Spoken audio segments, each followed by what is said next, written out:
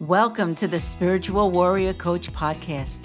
This is a sacred space where healing begins, intuition awakens, and your spirit remembers its power. I'm your host, Barbara Savin, author, energy healing specialist, hypnotherapist, and spiritual life coach. For over 35 years, I've guided thousands of souls to protect their energy, trust their intuition, and step into their most empowered self. I invite you to join me for heartfelt conversations, spiritual insights, and gentle practices that nurture your soul and inspire your daily life. And together, we'll explore how to rise above negativity, trust your inner wisdom, and embrace the truth of who you are, a divine, radiant being of love and strength. So take a breath, settle in, and know you are not alone on this journey. You are loved. You are supported, and you are more powerful than you've ever been told. So let's rise together and join me now as your host. So welcome to the Spiritual Warrior Coach Podcast. I'm your host, Barbara Savin, and today's conversation feels especially close to my heart because it speaks to something so many of us have experienced. The exhausting pressure to be perfect, to heal the right way, and to prove our worth through self-improvement. My guest today, Sarah Ritondale, has walked this path herself. Instead of chasing perfection, she discovered the true healing is not about becoming something new or someone new. It's about remembering who we were all along. And Sarah is the creator of Wellish, a self-growth movement for people who are tired of trying to be perfect in order to feel worthy. And following the end of her engagement, she turned heartbreak into a powerful journey of self-reconnection, learning how to protect her energy, trust her intuition, and rebuild her identity with clarity and compassion. And today, Sarah helps others navigate the messy middle of transformation, releasing those old roles, healing not enough wounds, and stepping into a life aligned with their authentic energy. And boy, I am so honored to have you today as a guest on my show. Welcome. I'm so honored to be here, Barbara. I'm so excited. This is going to be such a good conversation. Yes. And I was on your podcast, about a month ago? Yeah, it's true. It was great. It's always so nice talking to aligned people. So, I have full faith that this is not going to be any different. And the thing is, you're so young to be so awakened, which amazes me. So, I mean, it amazes me, but it doesn't because you're such an old soul. It's true. I know. Like I said before, I mean, it is kind of overwhelming sometimes to be so awakened, but I couldn't have it any other way. I'm really grateful. So I know. I awakened my whole life. I'm still awakening. So yeah, amen. It takes a lifetime many times or more so. Yeah, amen.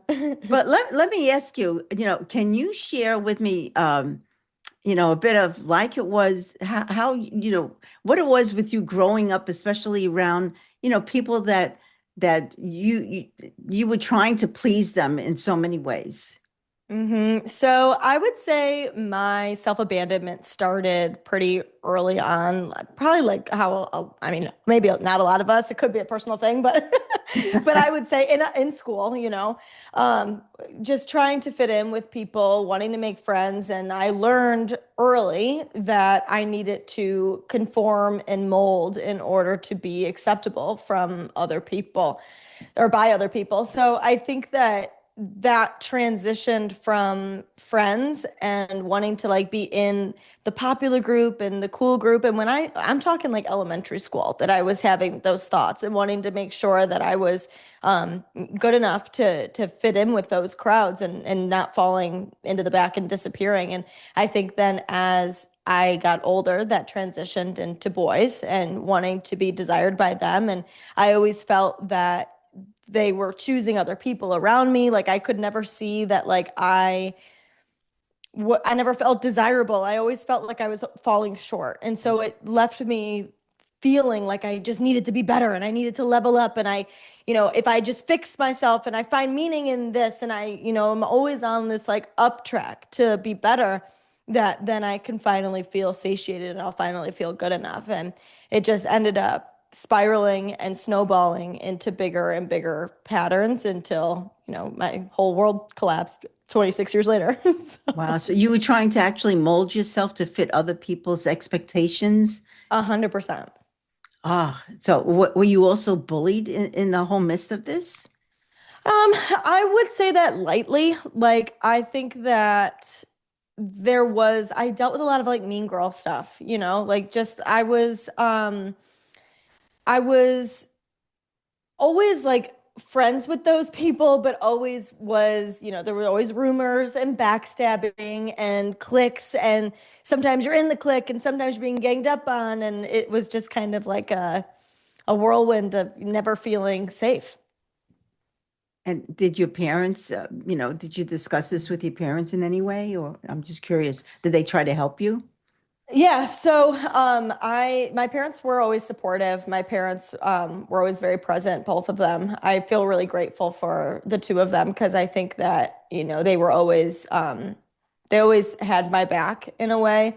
But I do also think that there was this standard that either they set or I set for myself, that I was following those same patterns with them as well. That like I never wanted to disappoint them, and I always wanted to make sure I was doing right by them, and making sure I had good grades, and making sure I was behaving, and making sure I never got in trouble, and making sure I followed the rules, and just being like that good girl that they labeled me as and positioned me as. And so I would, try to meet that standard constantly. So I just felt like a lot of pressure on me from literally all angles, from every external in my life. Oh, so you weren't a rebel in any way. No, which I literally still to this day hate to admit out loud. Like I wish I was, but I just no, I fully followed that good girl pattern with teachers, parents, friends, boys, everything. So, Wow. Yeah, boy, I was just the opposite, I have to say. yeah. But that also got me in trouble too. Yeah.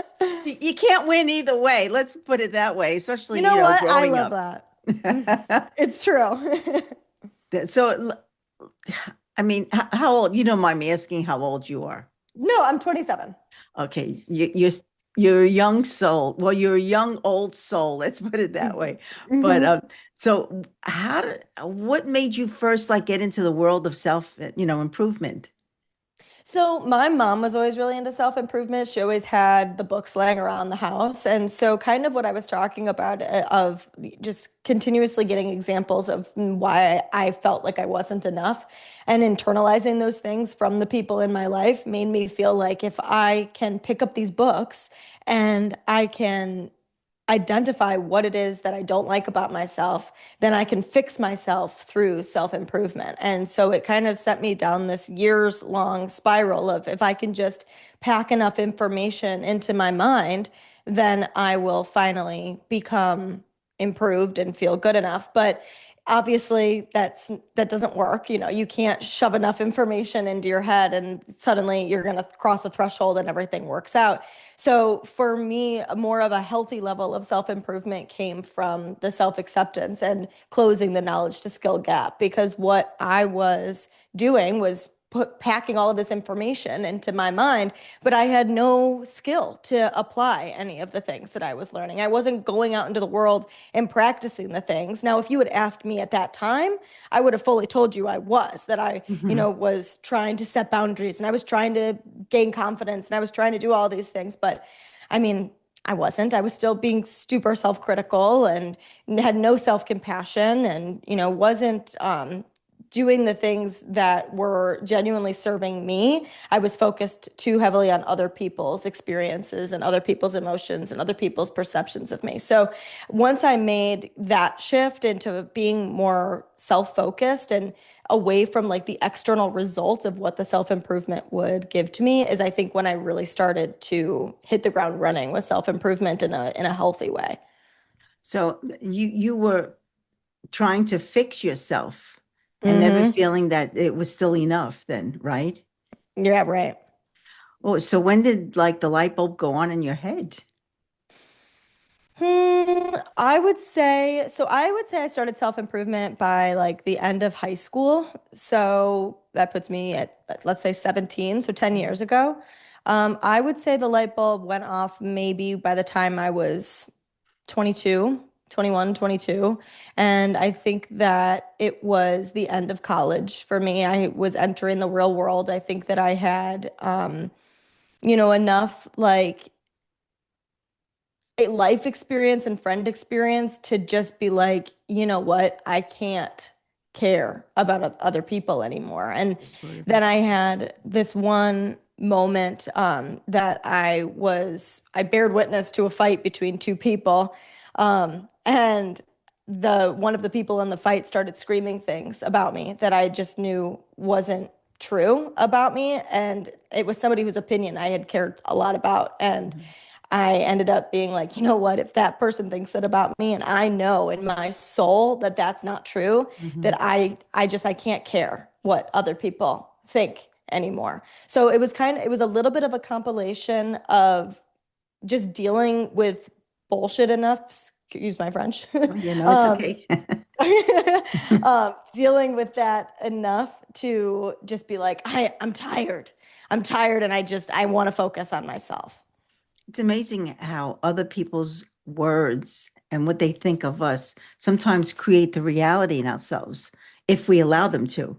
Hmm. I know even for myself, when we moved here to California 21 years ago, and I went on an interview at the California Health and Longevity Institute in the Four Seasons Hotel. My friends back east would look at, I would tell them, oh, I'm going for this interview. And they would say, oh my God, Barbara, you're too Brooklyn. You can't even speak English correctly. And you think they're going to hire you as an energy healer and hypnotherapist in a beautiful facility like that? And, when I got off the phone with them, I sat and I said to myself, okay, I can let those words like play in my head and then like not feeling good enough and there's something wrong with me. Or I can take those words, which I did. I took those words, I threw them on the ground with love and light and healing. I stomped on them and I said, no, that's what they think about me, not who I am. And Hmm. lo and behold, I was the one that got the position. So yeah, we need to think confidently in ourselves and know that we are enough and worthy and allow ourselves to let all this outside, I mean, it's outside interference. Hmm. Honestly, we have to let it go. Otherwise, it creates like that fear, in our brain that we can't do this. When in actuality, well, as you know, we're able to do anything we set our minds to do. 100%. And I think it's all of that subconscious. We're absorbing all of this stuff, whether we know it or not. We're looking at it on social media. We're receiving praise for things. We feel admired for doing certain things, and so we just absorb all of this information and think, okay, those are the things that I want. When it really might not be. It's just what we're taking in from We're all these taking external sources. and I see that Hmm. on like TikTok and social media and all that. And I tell many of my clients, this is not real what you're looking at. What is real is who you are right in this moment and what you can accomplish. Put that aside because a lot of it is also AI generated, Yeah, amen. right? And it's fake. And I feel a lot of people think or feel that they need to live up to that, to Mm-hmm. what they're seeing on all the social media. And it is sad because I know growing up for myself, we had none of this. We Mm-hmm. had to just be us. Yeah. And we didn't have any books to really learn from. So Yeah, it's yeah. completely overwhelming. I think Hmm. that what the problem with self-improvement and social media is that it's just so black and white. It's so cut and dry because I think that social media can obviously be an incredible tool to help Hmm. learn. I think that so many of us are so well advanced in our mental capacity because of social media and because we're so aware of things. But that awareness only takes you so far. And that's when you start to get submerged into the not enoughness, because you see the posts like, do these 5 things, and then you'll be confident. And then you either A, don't have the skill set to apply the 5 things, B, think that because you're smart enough to comprehend what those 5 things are, that you should be able to execute them. And when you can't, you beat yourself up and say, okay, that means I'm not a confident person, apparently. Or C, you just fully like can't stick with it because you can apply the things for a little bit, but it's not something that you're integrating into your actual identity long term. So you think that you can't become the thing that self-improvement on social media, or honestly even in the books and the podcasts on YouTube, like whatever it is it's trying to say. And I think another really big issue that a lot of people fall victim to when it comes to that is that they're not using it as the tool, as I had alluded to earlier, that like you think that you should apply all of it, that you should take that 5-step confidence thing and apply every single step to you, when really you only really resonate with maybe one or two, or maybe one or two of them even stick in your brain, or maybe one or two of them are how your mind adapts to things. You know, you're not going to do something exactly the same as your favorite influencer. So I think that that's kind of what a lot of people get wrong when it comes to self-improvement. Without a doubt. And I think many times it's in its spiritual timing. When it is supposed to happen and be is when it actually is. So, if we try to force things, it's going to get all messed up. I mean, that's how I feel. Because I know even for myself, trying to force something, and it says, oh, I got to do this now or what, then it just unravels. And then then you feel like a failure because it wasn't just a right timing, or maybe you weren't completely prepared, to do it the way you should have been. So yeah, it's, everything is just, a little crazy making, I call it. Yeah, just a little. And at this age, it's a lot crazy making because things are so different. But I know even for myself, I'm trying to keep up with a lot of things. And I said to myself, all right, you have to remember you were not born in this, computer. We didn't even have phones back then. So, or a television. So yeah, it is strange. But again, we do have the ability to do anything we set our minds to do.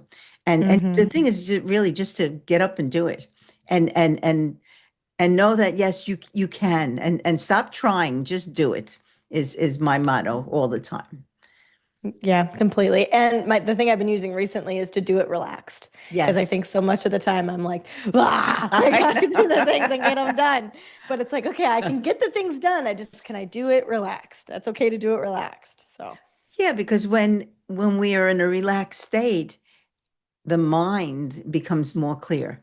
And then we can see what it is that we actually need to do, rather than rushing and going crazy. And stress creates havoc on our bodies. And then when we can't, we don't have the ability to actually do it the right way because we're so stressed about it. So yeah, relax. Completely. How do you relax? Because I know you have your, you have a lot of things going on in your life. Yeah, it's true. I've got my 9-to-5 job. I've got the podcast. I've got my friends. I've got 2 cats. I've got my own house. I've got my family. It's a lot. So I do it. I am juggling a lot of things, I feel like, but I would say relaxing. I mean, I'm a big reality TV girly. I love that. And I'm a big reader, so I read a lot of fantasy novels. So I spend a lot of time doing that. But I would say that when it comes to like this kind of stuff and getting myself to relax, it's like a lot of journaling and a lot of sitting in silence, a lot of exercise, running, all of that kind of stuff. Like making sure that I can stay in a calm state of mind for as much of the day as possible, or most of the time as possible. And again, kind of going back to my podcast, Wellish's concept is that I'm not expecting to be perfect 100% of the time, calm 100% of the time. But if I could be calm for 90% of the day, that's the goal. And to spend more of the day calm than not. So, Hmm. doing that just by making sure that I'm following through with my rituals, that I have my schedule, that I have my routine, that I follow those routines and that schedule to the best of my ability, but being graceful with it as well. Like knowing that every single day isn't going to look the same and being able to do my best and know my best will always change. It can change day to day, hour to hour. So just, Yeah. kind of allowing the flow, but having the more of the schedule and routine, I think it allows me to keep calm. And what happens when something happens that you get out of that routine? How do you handle it? Hmm. Well, like today, I was coming to talk to you I and I know. started having computer Computer. issues. And I'll be Uh-huh. honest, I got a little ragey.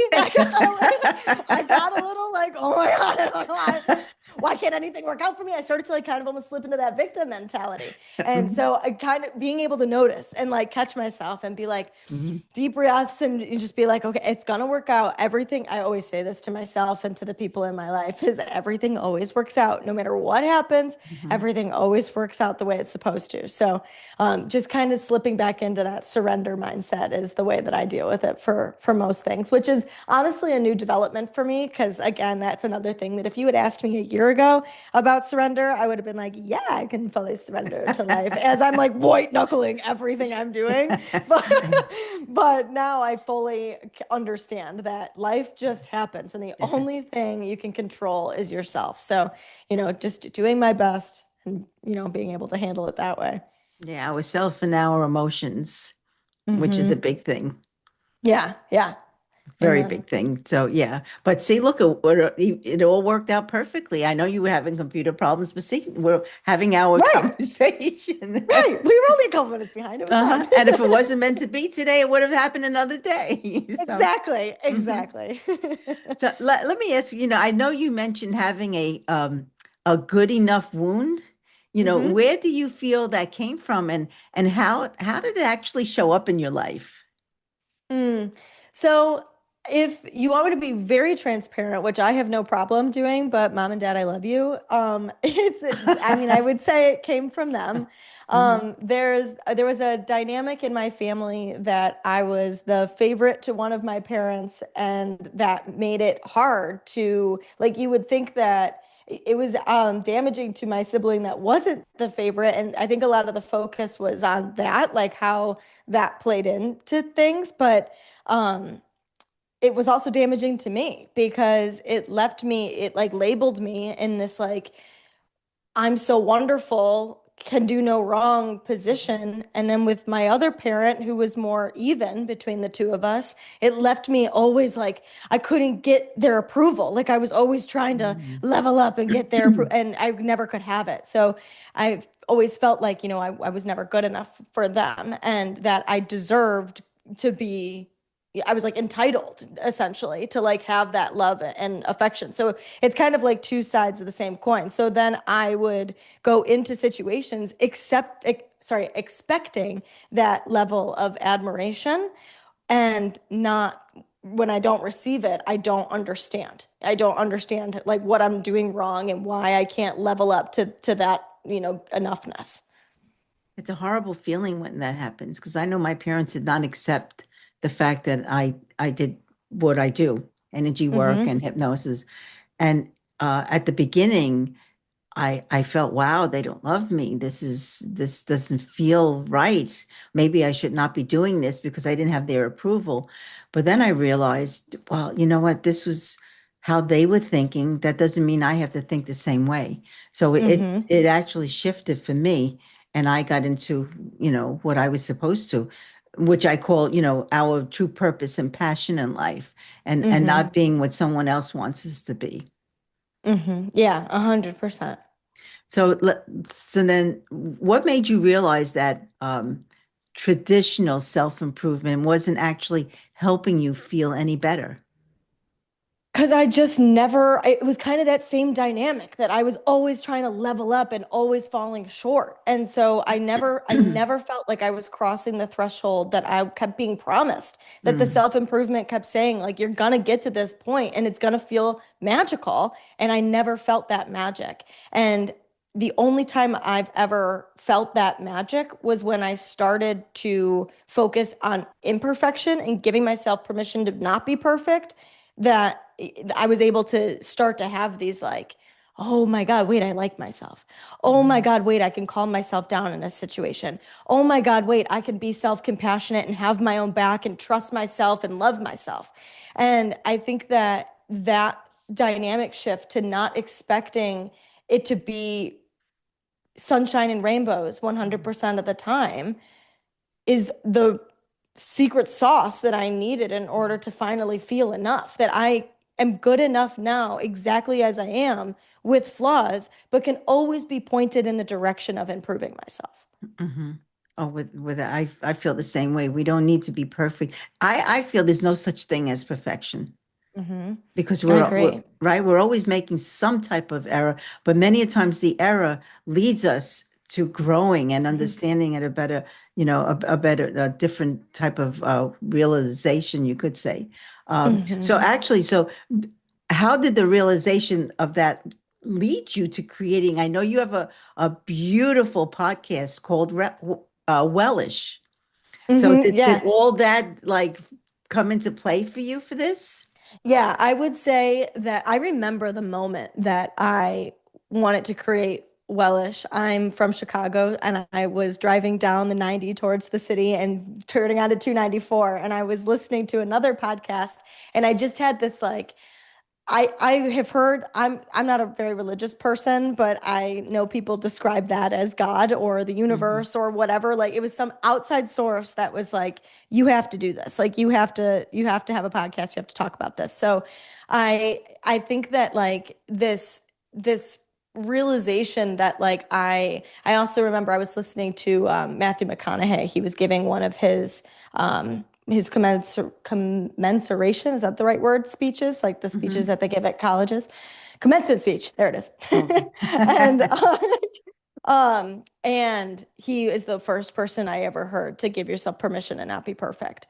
And I just like I had this moment that I was just like, I have to implement this in my own life and I have to share it with people because I know that this is the only thing that has made me feel better. And it was just the beginning of that journey for me. And I'm still very much on that journey, but my mentality is that if the podcast helps just one person, even if that one person is myself, then that's great. So I kind of really approach it through that lens that like I talk about like what I want to hear and what makes me feel better. And a lot of people resonate with it. So I think that it was that realization about giving myself permission to not be perfect that really led to me having this moment of needing to speak about it. So do you feel that your podcast is actually then helping you heal? Yeah, 100%. What's interesting about it too is that like again, like when I started this, I was so at the beginning of this journey and it is definitely it's a showcase of my healing because when I first sat in front of the microphone, I remember feeling like I had no voice. I had never spoken from my soul before. I had never spoken and in a way that I wasn't afraid of what other people would think of me or what if they didn't like what I had to say or what if they didn't like who I was. I never shared my opinions to the point that I didn't even know what my opinions were. So it was terrifying, but also just sticking is what kind of the word I want to use. Like I just like didn't know what to say or how to say it. So I just had to start speaking and I was able to find my voice through that and just heal through that entire process, be able to grow through that entire process and being able to use all of my life experiences in the podcast to learn from everything. To learn from it. How did you come up with that name, Wellish? I had to come up with a name for it, and the name came before the concept almost, I would say, other than I knew that I wanted it to be self-improvement and I knew I wanted it to be about imperfection. And I think that, it's I would say that a lot. Like I wouldn't say Wellish necessarily, but I would Mhm. always was like, yeah, ish for everything. Like, Uh-huh. like ish enough or whatever. So like I sat down and I was just writing down like a bunch of names, anything that came to my brain, kind of brain dumping things, and that one came up. And it's the only thing in my entire brand that I have never second guessed, that I've like never rethought or thought maybe I Mhm. should rework a different name. I think it's such an accurate depiction of what it all is trying to say to us. It's amazing when that happens because I know for myself, I was sitting here. I mean, it's now 2.5 years ago, and I know I needed to do a podcast, and the name I heard, I was going to call it Motivate Your Life, which is my website, and I heard no, don't no, Yeah. the Spiritual Warrior Coach podcast, and I chuckled and I says, "Oh, gee, speaking to them up there, do you really Yeah. think, do you really think it's available?" And I heard, "Just look." And I did. And it was available.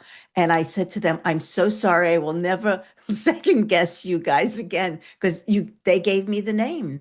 So, Hmm. and it felt right. And like what you mentioned, not second guessing it. I knew that was the perfect name for my podcast. Yeah, 100%. It's funny how it develops like that over time because like so many things have shifted for me. Like I think Mhm. that it's really recently that I've identified my good enough wound, and so that's kind of where, obviously Wellish was always about that, but I didn't realize it until recently. So that's kind of, that's always transitioned. The colors have always transitioned. The way I create posts have transitioned, but that has always stayed the same. Well, So it's a great podcast because I listen to it and and I say, thank "Wow, you. she's such an old soul, this gal."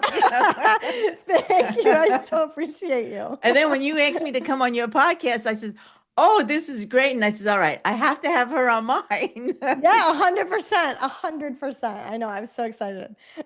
I know it's amazing how things it just falls into place without It's so even looking true. for it. It's just there.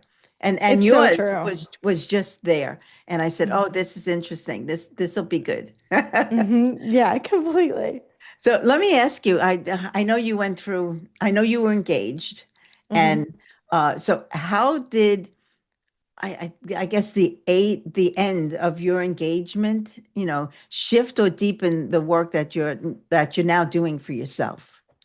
So the biggest shift was that if you had asked me when I was in that relationship if I was healed, I would have told you yes. I would have told you I trusted myself. I would have told you I loved myself. And I think at that point I really did. I don't want to not honor who she was because I did need to be her at that point in time. And Mhm. I remember a week or two before the engagement ended, I remember having the conscious thought of, what do I have to learn? Like, I feel like I've figured this all out. Everything is great. I fully have it sorted. Everything's good.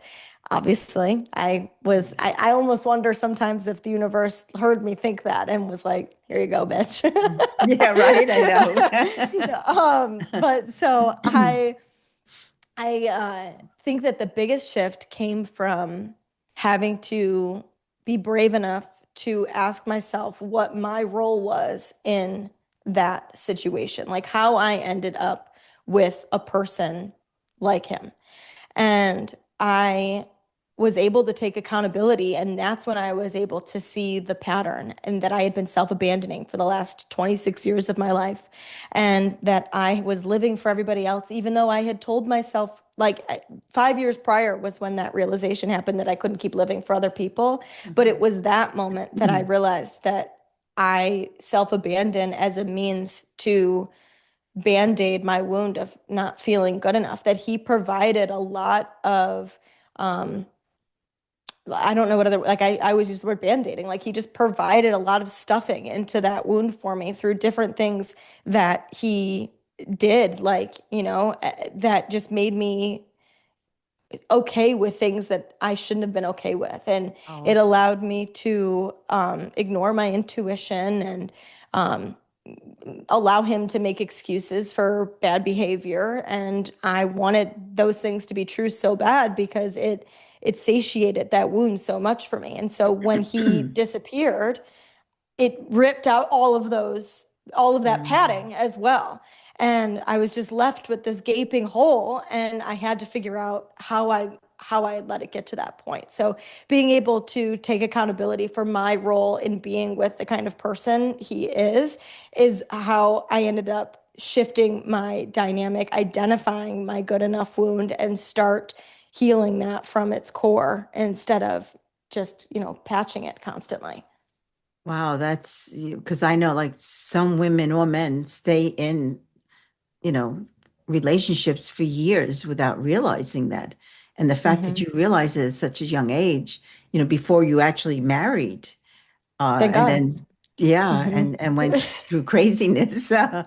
Wow. So, Yeah, gee, it I was don't know. intense. Yeah, It was that's intense. Yeah. I will say, I unfortunately I would have married him. I mhm, think that I would have come to my senses eventually.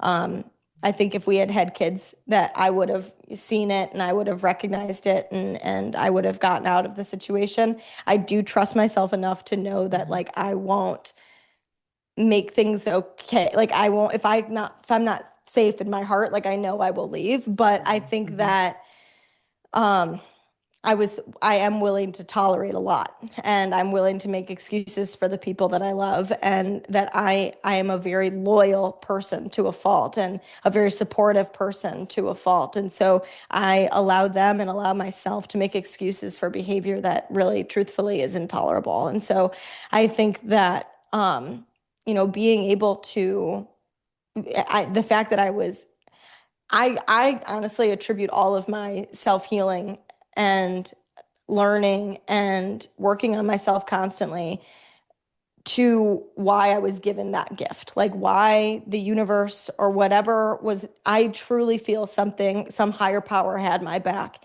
and gave me the gift of him discarding me. Because I Discarding. just think that I like I said, I would have married him. And what a scary, terrifying, horrible thought, because the way my eyes opened after that ended and was just, I just know I deserve so much more than that person, and how free I am now Mhm. that he's gone. It's So how amazing much more how, in alignment my life is. well, that's Sorry. it. And some people never learn that they deserve more, and they Hmm. stay in abusive relationship, which is horrible. Yeah, You know, completely. and and then of course the self-esteem and confidence goes right down the drain, and they think it's always their fault when it's not. It's if you're married to a narcissistic individual or a blamer or a victim or complainer, it does get worse over time. So the fact that you were able to see it and Hmm. walk away from it at such an early age, Hmm. is a very empowering thing. And Yeah. it's, I, It's one of the things I'm most proud of, because yes, he ended the relationship. Yes, he discarded me, but Mhm. I walked away and I never looked back. Like Never. right in that moment when he said he was leaving, I packed up the entire apartment. We lived in a different state, so I had to leave Florida where I was living and come back home to Chicago. So I packed up an entire U-Haul and I drove back here, and I never spoke to him ever again. I've never looked at his social media. I've never talked to Good for anybody. you. I've never, Mhm. and I always felt so proud of that, because I know an older version of me would have been begging and would have been Yeah. clingy and would have needed them for closure. And I just, I really attribute all of the self-improvement work that I was always doing up until that point for my mental strength to be able to get me through that situation, and That's then start huge. building even more from that. Yeah. To walk away and never look back. Hmm. I know some of my clients, they walk away, but they're always constantly looking back. And I say, stop it, because then you'll Hmm. never be able to move forward and see and feel and get what you are meant to have in your Hmm. life if you're Yeah, constantly looking back. completely. People have a tendency to do that, though. It's all the could have, would have, should have, or maybe I shouldn't have done this, or So yeah, you walked away completely. Wow. Yeah, it's really great. Yeah, and just not needing the validation from that person to prove my worth. Like, yes, I have this good enough wound, and yes, when that happened, it left a gaping hole in my good enough wound. But knowing that, I did know that I deserved more than that, and that if somebody's going to treat me like that, then I'm not giving them the time of day because I knew that there was better out there for me, and there And was. and there is, So. yeah, there's always. hmm So what have you learned about yourself? Not the perfect version, but the real Sarah. Mm. Hmm. I would say I've learned that I'm a lot better than I give myself credit for. That I am a lot more intelligent. I'm a lot funnier. I'm a lot, more enjoyable of a person than I give myself credit for. I'm a lot stronger than I give myself credit for. I think that like I navigate a lot of situations still worried about what other people think of me. And if I take a step back and I say worried about what other people think of me when I'm not perfect, like if I get emotional or if I slip up and say something that I wish I didn't or anything similar to that, I think I get so trapped in that spiral and that rumination, even if it's for a moment. Um, and I'm able to bring myself back to neutral pretty quickly at this point, but it still happens. And I think that if I zoom out and I look at myself, I'm a pretty great person. And I think that, I can be a little nicer to myself. You are a great person. I mean, we're Yeah. human. We all make mistakes. I'm still making mistakes. And I say, but Yeah. it's okay. It's okay. This is all part of growing up and growing older and learning. Yeah. It's true. So It's true. I have to ask you, are you writing a book or no? You need to write a book. I want to. I think you said that to me, didn't Yes, you? I did. Okay. I when you said that to me, it literally made my day because I always think that. Like I want to. I've always wanted to do that. Yeah, I would really love to. I've got several ideas. So stay tuned. There will be one in the future, just not in the near future. Okay, well, let me know because I'll be the first one to buy it Okay, deal. and buy one for my grandkids and stuff. So because you Perfect. have I have to say for your age, and I've met thousands and thousands of people. You are so advanced in your thinking and your awareness that I look at you and I say, oh, thank you, God, that, here's someone who's young, who's really, is getting it together to help other people understand all this.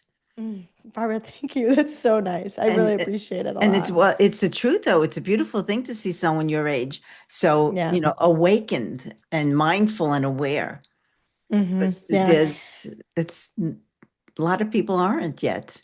It's true. And that's one of the things that drives me nuts. I have a lot of compassion for the people that aren't because I completely understand you can only know what you know. But when Mhm. you are so awake, it is kind of like, okay, it makes you feel alone sometimes because it's just like you've got so much capacity. So, I know. I but always tell a lot of people, the more awakened you become and more spiritual and mindful, yeah, it can be a little lonely, but so it's a empowering. beautiful feeling to be by yourself and be alone. It's okay. 100%. It's It's one of my okay. favorite places to be, like I love being alone. I love being able to like be in my power and be in my own thoughts and, be the deep person that I am. Like I said at the beginning, I really wouldn't have it any other way. So Oh, maybe me it would too. be a little quieter if I wasn't so aware, but I love the noise. So it's good.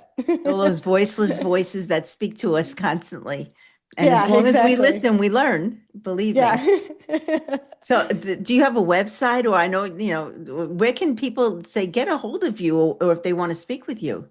Yeah, so you can find me mostly on Instagram and TikTok is where I hang out the most. That's at Wellish Podcast. And then you can, you link to my personal Instagram as well there. That's just my first and last name. My YouTube is my first and last name, Sarah Ritondale. And my podcast website is wellishpodcast.wordpress.com. So So, have you ever thought about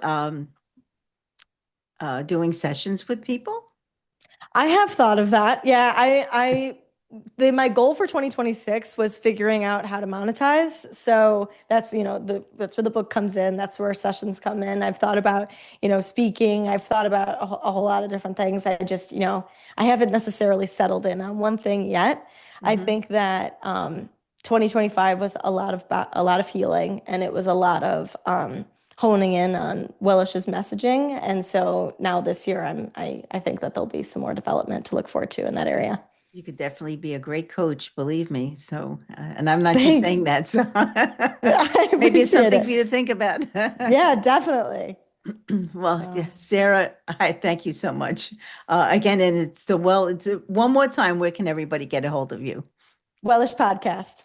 Okay. Look that up, Google that, you'll find me. Sarah, I thank you so much for this honest and deeply heartfelt conversation. I know like your work with Wellish is such a beautiful reminder for all of us that healing is not about perfection. It's about presence. It's about the truth and accepting who you are. And to everyone listening today, I invite you to reflect on what resonated most today. Where in your life are you still trying to be perfect instead of simply being yourself? And where you might maybe soften or trust and return to your true energy. So, again, thank you everybody for being here, my beautiful spiritual warriors. And remember, your intuition is your compass. Your heart is your guide, and your energy is sacred. So until next time, just stay grounded, stay open, and keep shining your light. And have a beautiful week filled with love and with light. Love, Barbara.